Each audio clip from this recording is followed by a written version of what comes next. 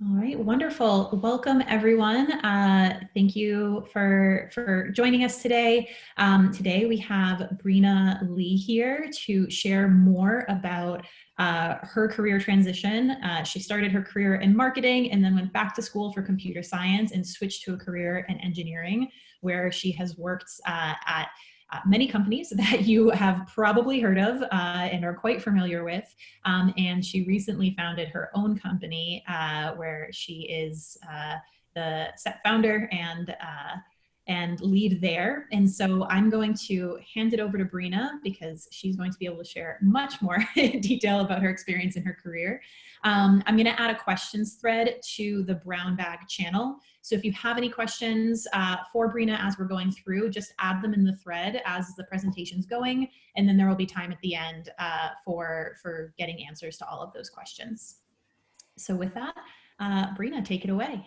Yeah, so as Kathleen said, I've had quite a long journey in my life, going from marketing to going back to school to trying to find a technical job and trying to find someone to even giving me an interview back in the day, and then finally making it to master's and then getting my foot in the door from that way. I don't want to outdate myself, but I will put into perspective kind of what the history was like in 2008 when I decided to graduate with a job in marketing, which I was very lucky out of many, many people in the United States to even have a job. And I was crazy enough to leave it to go and do computer science. So I basically, I didn't have like the Lambda school, didn't have boot camps. There was nothing back in the day. And so a lot of computer four-year universities wouldn't accept me back in because once you have a four-year degree, they'd rather give it to someone who doesn't have a four-year degree. Simple as that. That totally makes sense.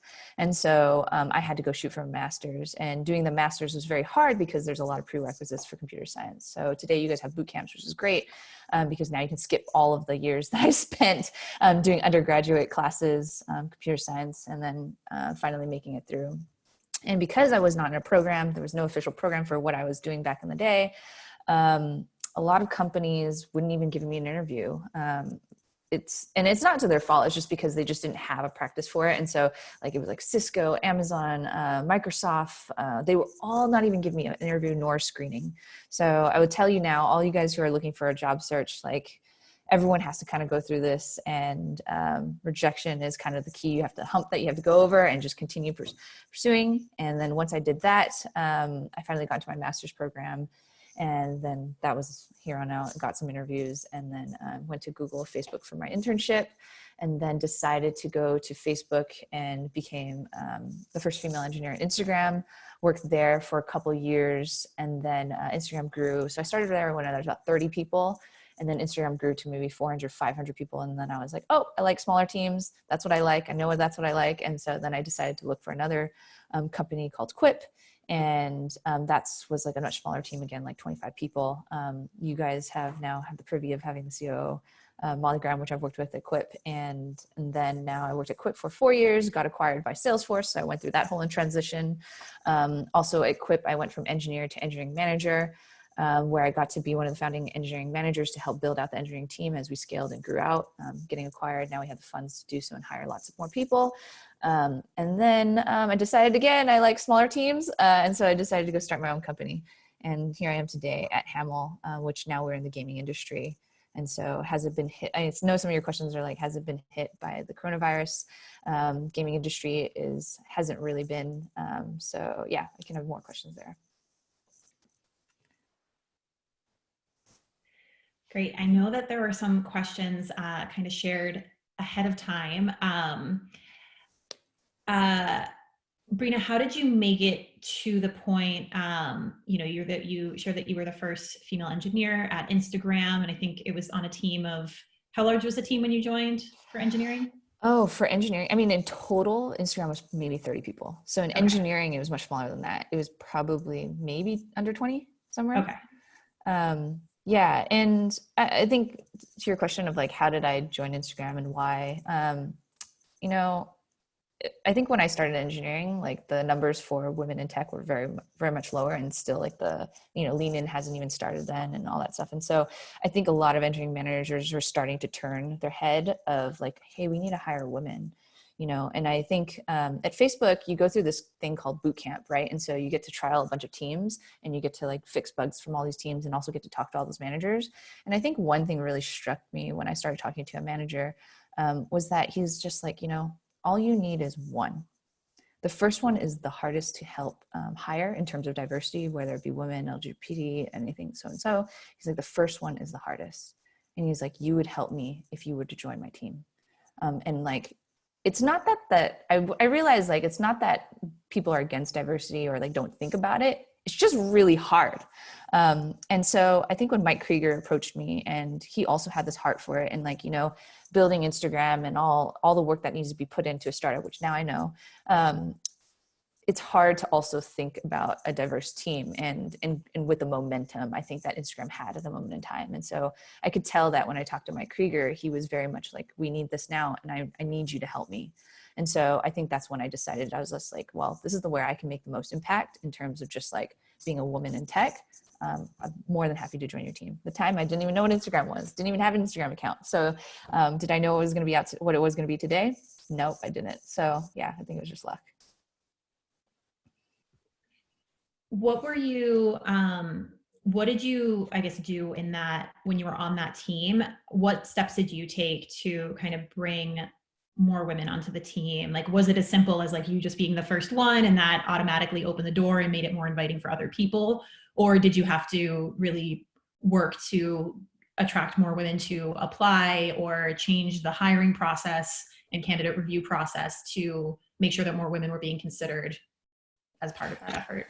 It's both, to be honest, but I think on the part of just like a lot of work, it's hard also being a diverse candidate and being expected to do all these panels, brown bags.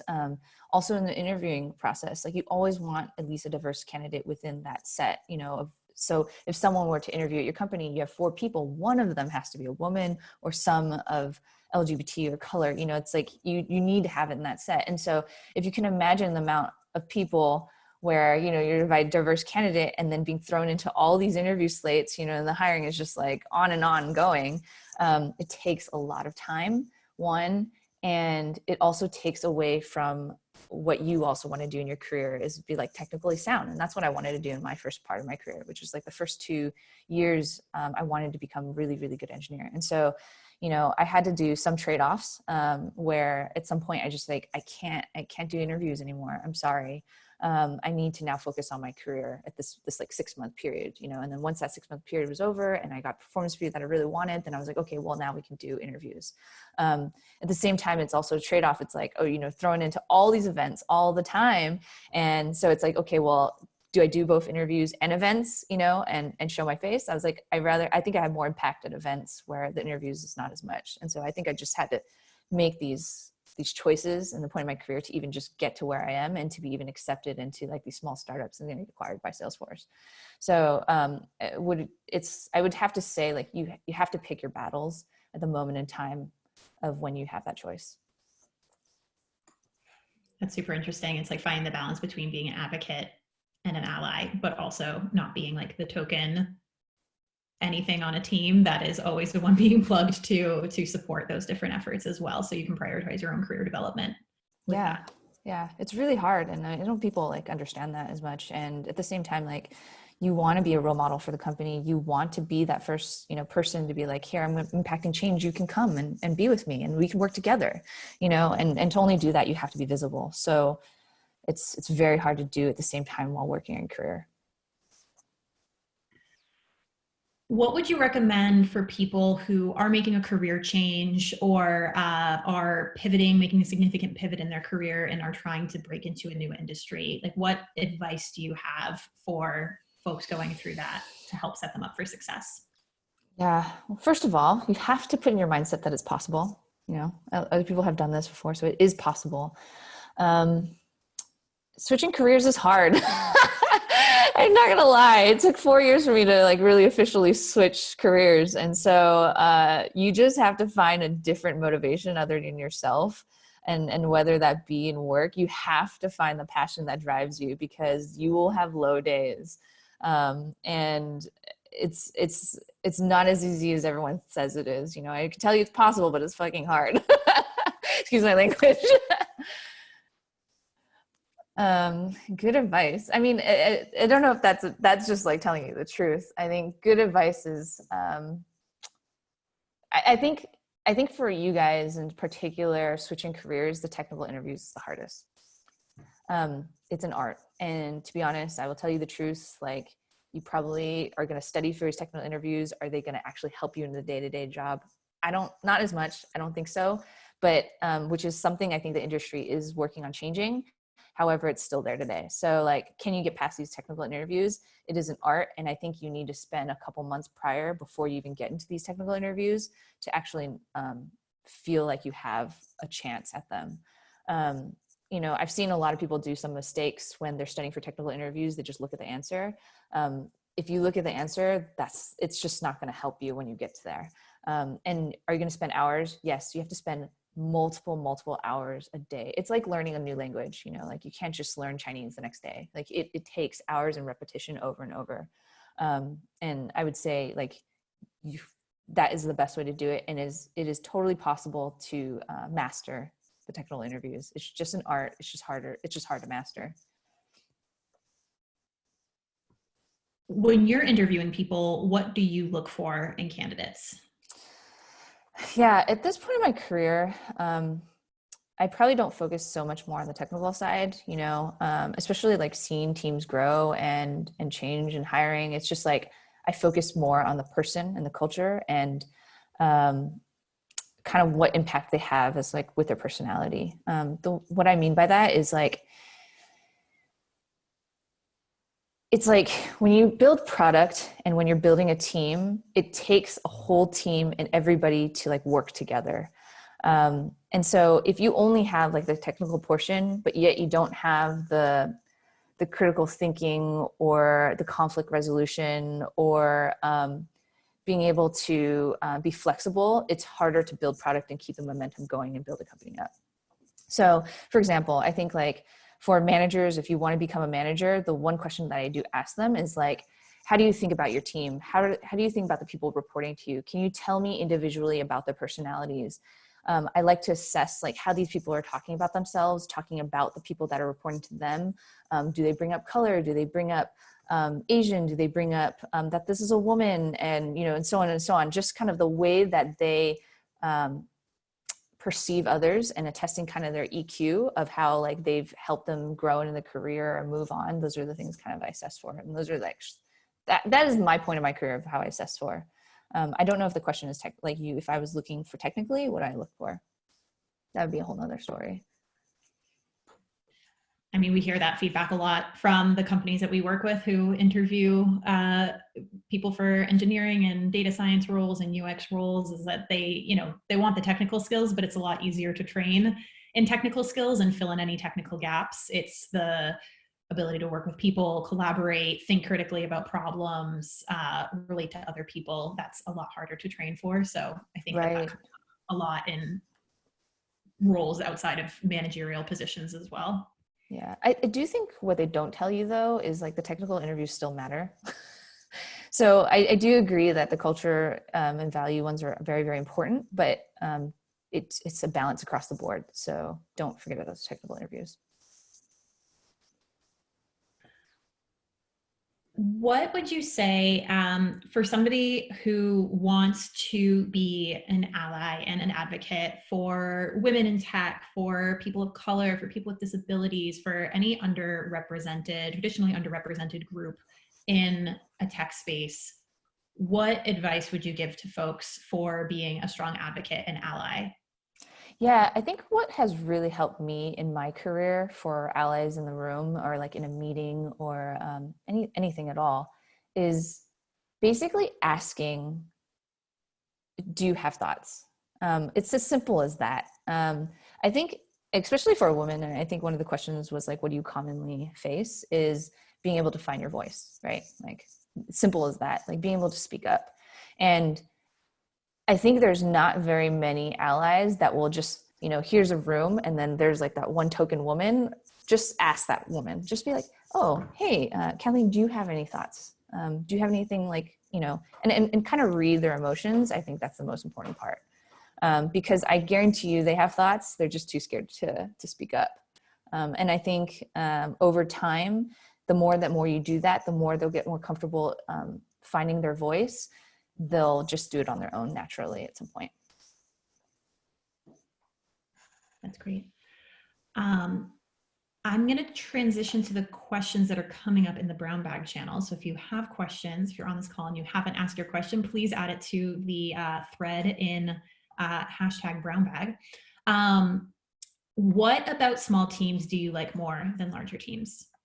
Oh man, you just know everybody and you get to know the personalities and you get to move a lot faster. At big companies is much harder. It depends. I think at big companies, you have to find the right teams that move really fast and then can get stuff done. Not saying that everything at big companies is always slow, but I do think no matter what, there's like just tiers of process and structure sometimes that you just can't pass. For example, like we wanted to launch a diversity scholarship.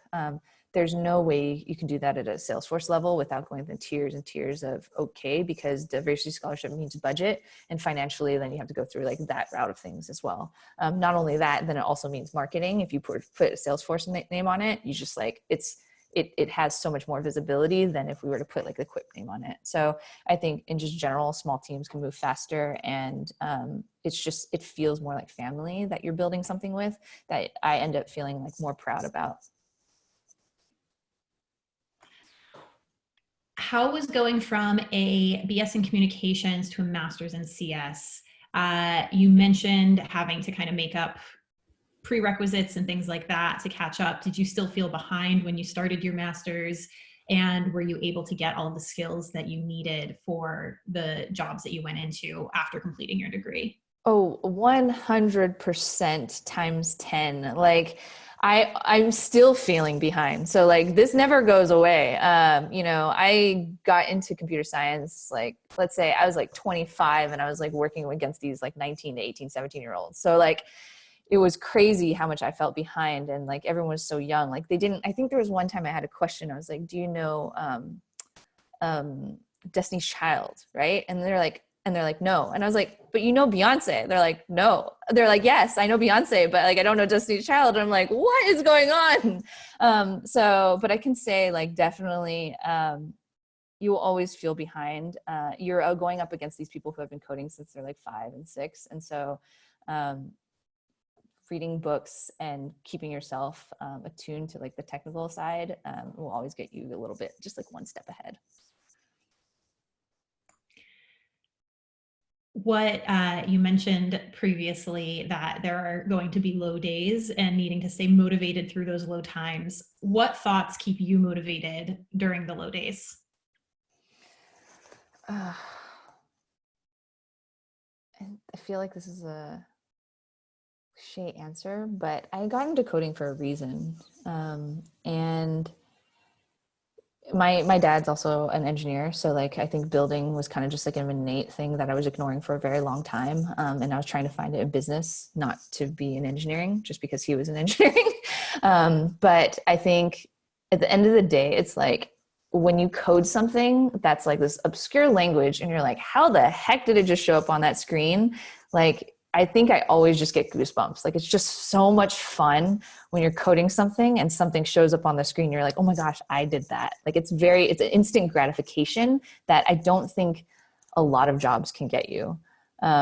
And not only that, like the power of being able to just even have that one square or that one dialogue, and then be able to work for a company that has like thousands and millions of users, knowing that your impact is that large over just this like 2-3 lines of code, is very like, it just like drives me. It really motivates me. Did I feel that way going through that time? I always knew that would be the dream goal, because you have to like start with one dialogue that only 2 users see, even though that was like really fun. And just like knowing that I can probably times X this if I keep going.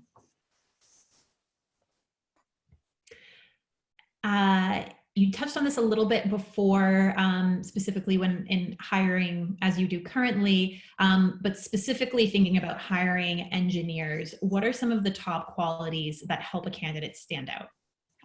Yeah.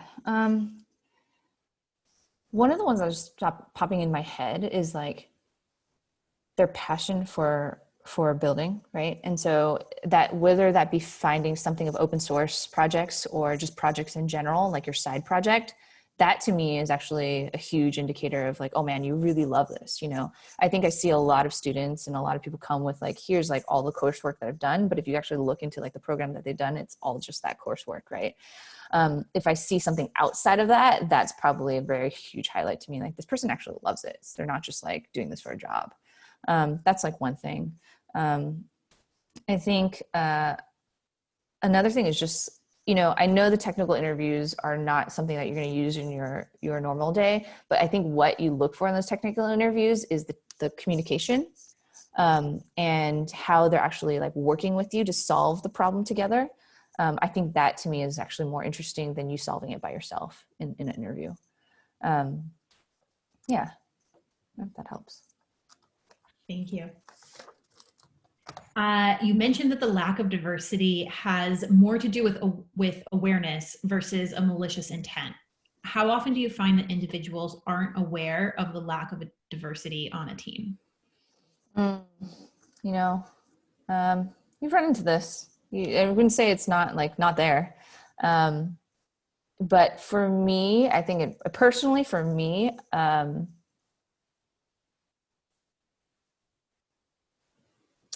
I actually go into an interview not saying, hey, I'm a woman. You know what I mean? I like to go in thinking like they're just looking at me as a normal other person on their team. So do you mind actually repeating that question one more time so I can make sure I attack it correctly? So you mentioned that the lack of diversity has more to do with awareness than malicious intent. How often do you find that individuals aren't aware of the lack of diversity on a team? I mean, in my career, it's a good amount. I wouldn't say it's not there. I would say like good 40% of the people that I run into in leaders. And I would say personally, it seems like an uphill battle going up against them and even like having a conversation with them. So should you have that conversation? Yes, you should. But at the same time, it's kind of like, am I here to change you? No. Is this where I can make the most impact? No. It's probably the people who actually believe in the cause and the mission are the people that I want to align myself with. Therefore, I can probably have a bigger impact instead of like sitting here and having that one conversation with you and trying to change your mind, because that's just not going to happen overnight. It's going to take a lot of time and a lot of you know, the people around them, the higher, I definitely think it takes support from the upper leadership to get this done. You know, I've had it where you're going from bottom up and it's too hard. It's just like not worth your time at this moment. You know, I think like later on, once we've actually made much bigger impacts, yes, that's definitely probably a way. But as right now, you need to find the biggest portion of time where you can have impact at a higher level. And to me, it's just working with leaders who actually still believe in the mission and the cause. I imagine too that, I mean, your career has been very focused in the Bay Area too, where conversations around diversity tend to be pretty common and prevalent in a lot of companies. And there are probably other regions where that narrative is not as present in tech companies or just companies in general. And so I imagine too that your experience would perhaps have looked different, like that 40% number that you cited might look different were it not in the Bay Area specifically. Right. I mean, you see it a lot actually in startups, to be honest. And I think that's probably where I'm saying my 40%, because like startups are just like not focused on that. Like they just want to, you know, get this company off the ground, you know, and so it's hard to believe and think of diversity. So I think in smaller teams is where I see it. And I think that's where I lean to too, because it's just where I think I can have the most impact, where it's like I know that you're thinking about it. I know you're just like, it's so little part of your brain right now because you just want this company to survive. Let me help you. You know what I mean? I think that's where I come from. And it's such a negative space already, you know, in terms of behind and diversity. And so I like to surround myself just with a positive auras and environments instead. Could you describe a day in the life as a founder and or how you go about managing your time?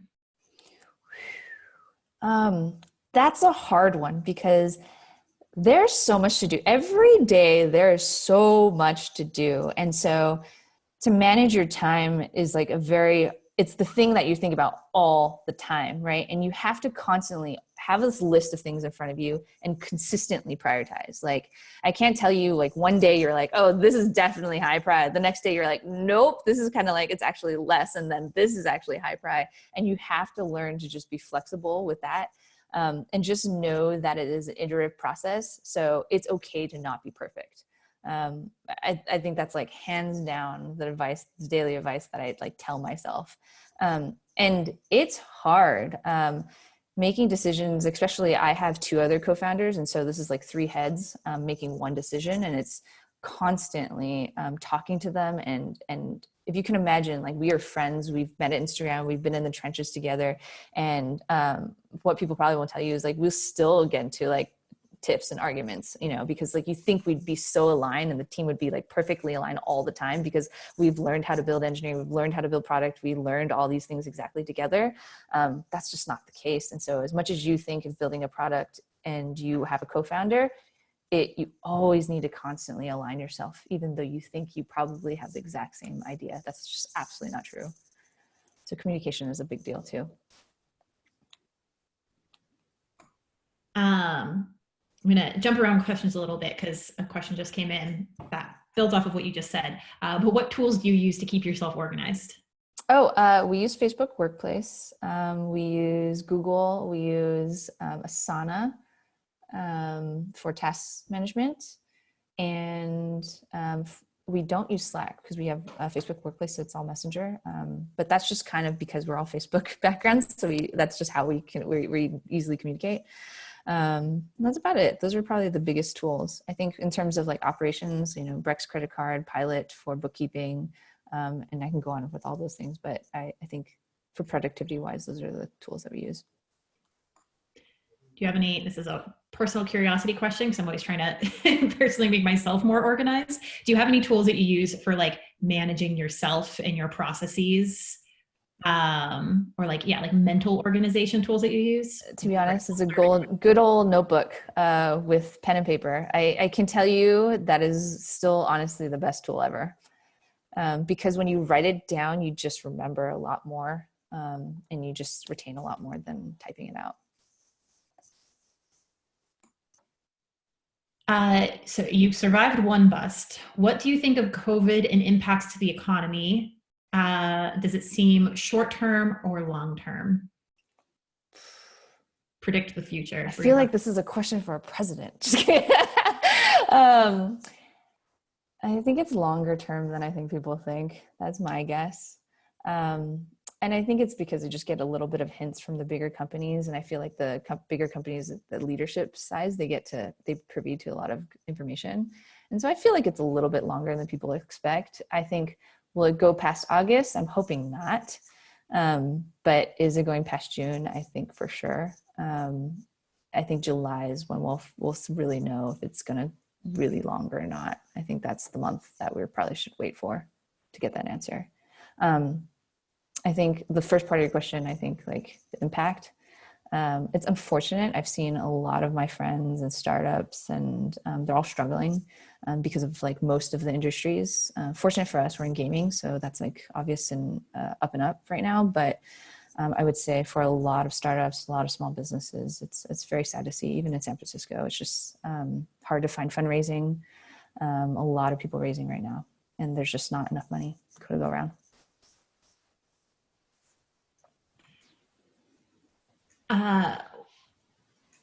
What was your experience? You shared a little bit about this earlier, but as the only female on Instagram and as the only woman on Instagram's engineering team, how did other people on your team react when you pushed for more inclusion of women at Instagram in technical roles? Yeah, I saw this question because you had given it to me earlier. To be honest, I didn't do anything.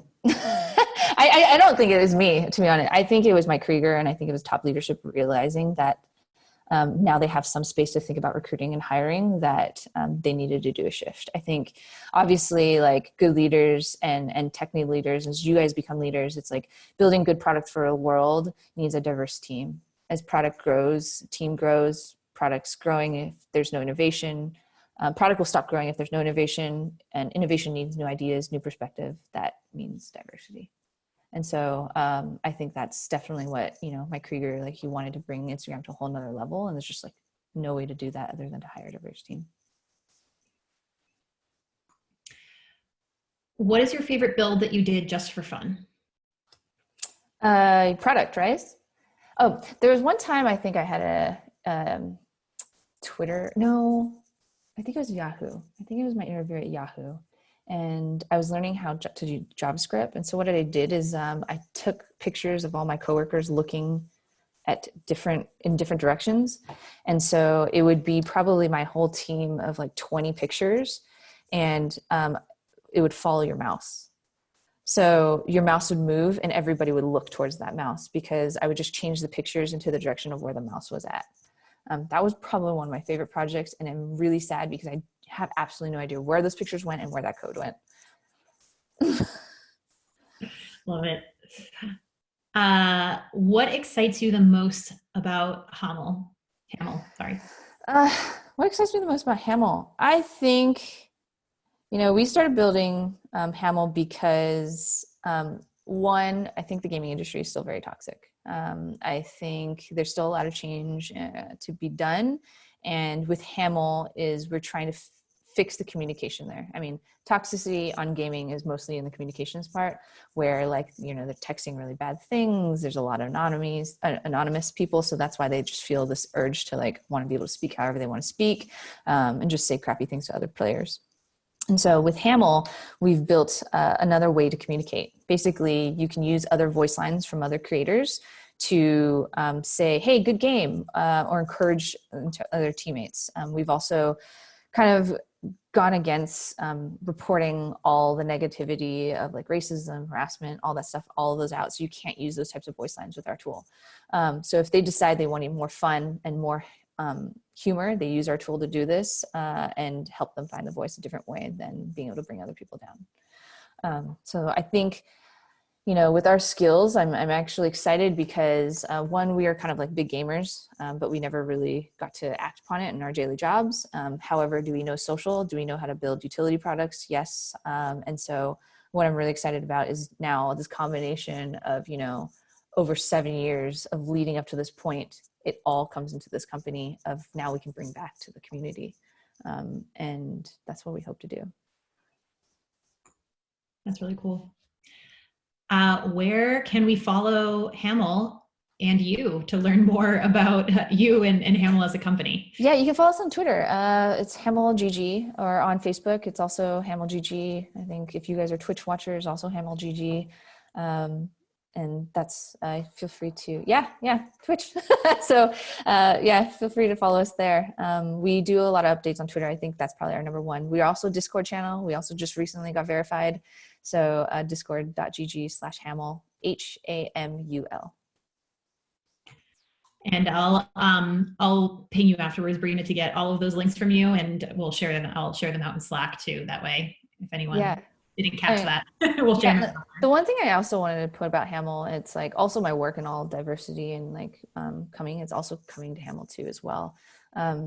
The reason why we even thought about Hamel is because I'm a woman who plays games, right? If anybody who plays games that are a woman and you're just like, oh my gosh, that's a girl, or it's a young child. You hear that stuff all the time. And so one, I'm a woman, and then one of my other co-founders has an accent, so he gets made fun of a lot too, playing online games. And so this is our way to help us have other people find their voice and be able to lessen the toxicity and bring a positive community.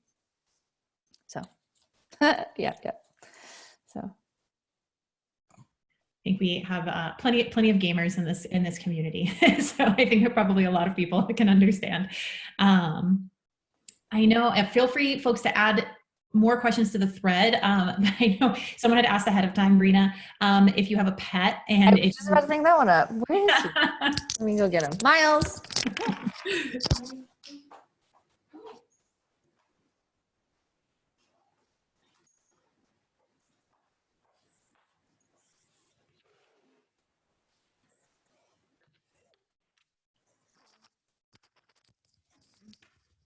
So this is Miles. He is a Labradoodle, a mini Labradoodle. and he's not having a fun time in COVID. I was going to say, he doesn't seem very happy to be on camera right now. Yeah, but I do have a pet, so this is my dog.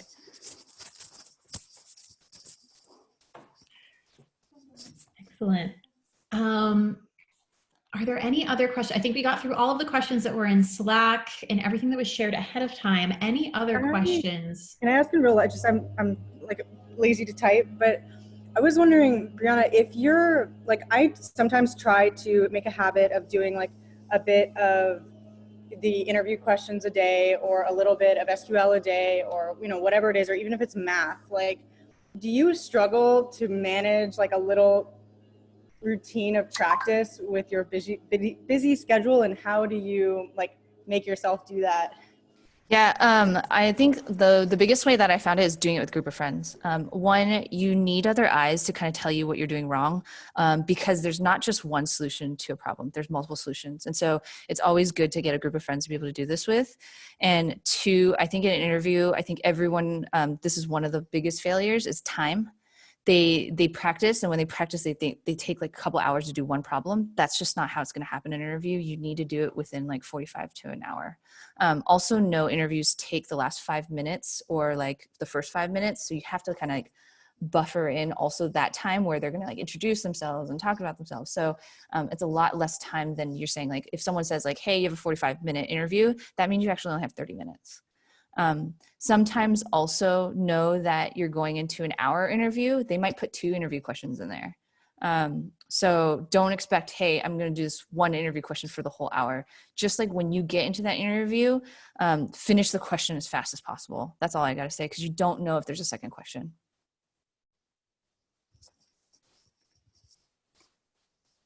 How did you come up with the name Hamill?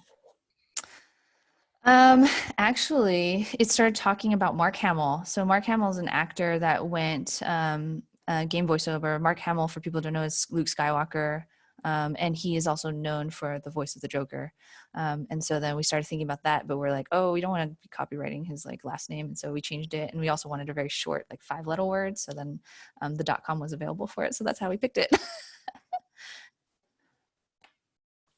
That's interesting. I never would have guessed that. Any other questions for Brina? What are your favorite books? Oh, Or podcasts? I'm weird. I like to like read all the business books. And so it's like Lean Startup. Like I read like all those books. I read all about the Everything Store, like Steve Wozniak and all those types of books. So those are probably all my favorite books in those. And it's not because I have to read it. It's actually because I really enjoy the stories, and it actually keeps me motivated, and talk about motivation and passion. Right. That's how I find it. Any favorite podcasts too? I don't listen to podcasts that much. But I'd have to say the one that I spent the most time on is Serial. Binge worthy. Yeah. Yeah. Do you have any specific areas of tech that you would recommend shooting for or working in?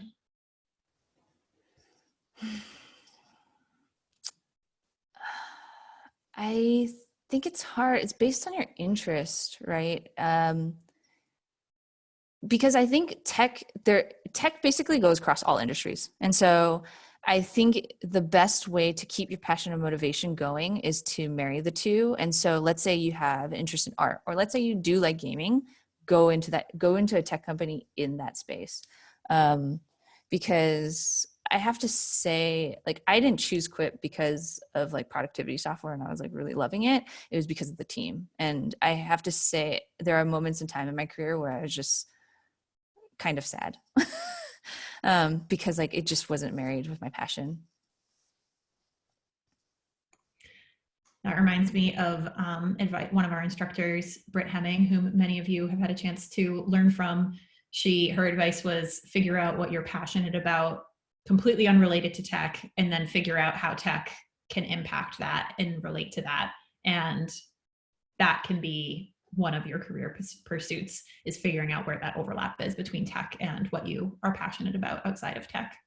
Yeah, if there is no overlap, then I would go for that. But I think like early on in your career, go for the company that knows how to do tech in that industry so you learn and then you could, go from there.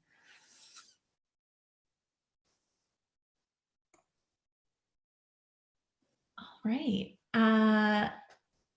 Do you have any advice on trying to find companies and passions that you have, or companies you share a vision with? I'm planning to move pretty far across the country, and finding the small gems has proven difficult. Yes, it is difficult. So the question is like, is there any companies that come to mind? I'm actually, a lot of my friends are like, if they're looking for jobs, I'm like, oh, you should go talk to this company. And this company is called MOS.com. What they're doing is they're helping students find financially, like to be able to pay for college. And if you even just go talk to them for a second, the stories and the clientele that they're helping is just amazing. They're helping LGBT students that have been kicked out of their homes because they came out to their parents and now can't pay for college. Like that is, I love their mission. I love what they're doing. I think the team is fantastic. They come from all over the place. And so I would say moss.com, go check them out. What other teams? And they're hiring too. So what other teams are there? I can come up with a list and actually pass it to you afterwards. But that's like the main one. I'm just like directing everyone towards them. That would be fantastic. Yes, please do share. And then maybe our last question to wrap up on, what do you do to unwind? Oh, it's funny because I'm just playing video games these days. But I think it's some people laugh because they think it's because of work, but actually there's part of it that is just like, that is what I'm relaxing now doing. I'm playing this game called Picross on Nintendo Switch, which is like, it's a little like kind of version of Sudoku, and Baba Is You. So if you guys have the Nintendo Switch, those two games are like one of my two favorites right now. But they're both like puzzly games. Okay, maybe one more question on the topic of gaming. Have you played Animal Crossing? I haven't, and there's a reason. I get very, very addicted to these types of games, and so I was just like, it's going to ruin my life if I Animal Crossing, which you've seen on Facebook. I'm sure like it's ruined all your friends' lives. Yeah, see, yeah. So I try not to touch that. All right. All right. So we're going to wrap up here. Brina, thank you so much for joining. I know you have a couple things that you're going to share. I'll make sure that those resources get passed along to everyone here. I'll share them in the Brown Bag channel. And I will also share the recording. So if you hopped on a few minutes late and you want to catch the beginning, this will be shared as soon as it's ready.